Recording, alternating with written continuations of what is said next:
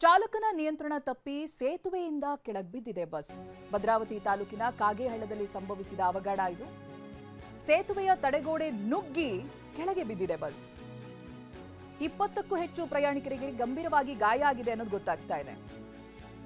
ಭದ್ರಾವತಿಯ ತಾಲೂಕು ಆಸ್ಪತ್ರೆಗೆ ದಾಖಲಿಸಿದ್ದಾರೆ, ಚಿಕಿತ್ಸೆಯನ್ನ ಕೊಡಿಸಲಾಗ್ತಾ ಇದೆ. ಈ ಬಸ್ನಲ್ಲಿ 40ಕ್ಕೂ ಹೆಚ್ಚು ಪ್ರಯಾಣಿಕರಿದ್ರು, ಅದರಲ್ಲಿ 20ಕ್ಕೂ ಅಧಿಕ ಪ್ರಯಾಣಿಕರಿಗೆ ಗಂಭೀರ ಗಾಯ ಆಗಿದೆ. ಆ ದೃಶ್ಯ ನೋಡಿದ್ರೇನೆ ಎದೆ ಜಲ್ ಅನ್ಸುತ್ತೆ ನೋಡಿ. ಸೇತುವೆಯಿಂದ ಕೆಳಗಡೆ ಬಿದ್ದಿದೆ ಬಸ್.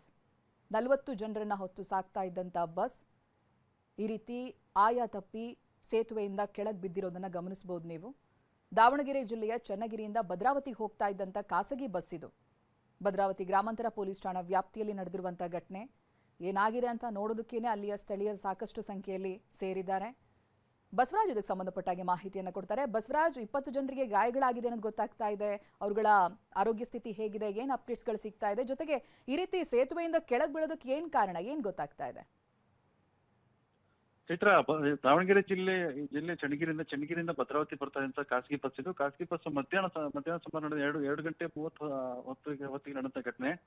ಇನ್ನೇನು ಒಂದು 7 ಕಿಲೋಮೀಟರ್ ದೂರ ಇತ್ತು ಭದ್ರಾವತಿ ನಗರಕ್ಕೆ ಬರ್ಬೇಕಂತ ಬಸ್ ಇದು. ಆ ಸಂದರ್ಭದಲ್ಲಿ ಒಂದು ಅವಘಡ ಸಂಭವಿಸಿದೆ. ಭದ್ರಾವತಿ ತಾಲೂಕಿನ ವೀರಾಪುರ ಗ್ರಾಮ ಇದೆ. ಆ ವೀರಾಪುರ ಗ್ರಾಮ ಸಮೀಪಿರುವಂತಹ ಕಾಗೇಹಳ್ಳ ಗ್ರಾಮ. ಅಲ್ಲಿ ಚಾಲಕ ಏನು ಸೇತುವೆ ಇದೆ, ಹಳ್ಳದ ಸೇತುವೆ ಇದೆ, ಆ ಹಳ್ಳದ ಸೇತುವೆಯನ್ನ ಗಮನಿಸದೆ ವೇಗವಾಗಿ ಬಂದಿದ್ದಾನೆ.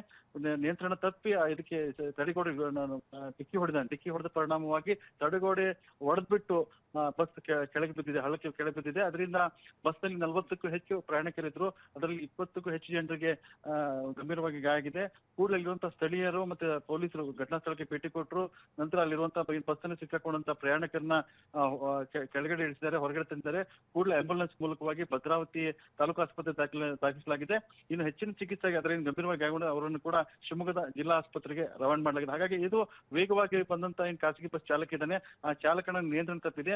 ಆತನ ನಿರ್ಲಕ್ಷ್ಯದಿಂದ ಒಂದು ಅವಘಡ ಆಗಿದೆ ಅಂತ ಹೇಳಿ ಅಲ್ಲಿರುವಂತಹ ಸ್ಥಳೀಯರು ಕೂಡ ಹೇಳ್ತಾ ಇದ್ದಾರೆ. ಹಾಗಾಗಿ ಘಟನಾ ಸ್ಥಳದಲ್ಲಿ ಕೂಡ ಏನು ಸ್ಥಳೀಯರು ಗಮನಿಸಿ ಕೂಡಲೇ ಅಲ್ಲಿ ಒಂದು ರಕ್ಷಣಾ ಕಾರ್ಯಾಚರಣೆ ಮಾಡಿದ್ರಿಂದ ಅಲ್ಲಿ ಏನು ಯಾವುದೇ ರೀತಿಯಿಂದ ಸಮಸ್ಯೆ ಆಗಿಲ್ಲ. ಮತ್ತೆ ಅದೃಷ್ಟ ಚೆನ್ನಾಗಿತ್ತು, ಯಾವುದೇ ಇಲ್ಲಿವರೆಗೂ ಕೂಡ ಯಾವುದೇ ಸಾವು ಸಂಭವಿಸಿಲ್ಲ. ಚೈತ್ರ, ಥ್ಯಾಂಕ್ ಯು ಬಸವರಾಜ್ ಮಾಹಿತಿಗಾಗಿ.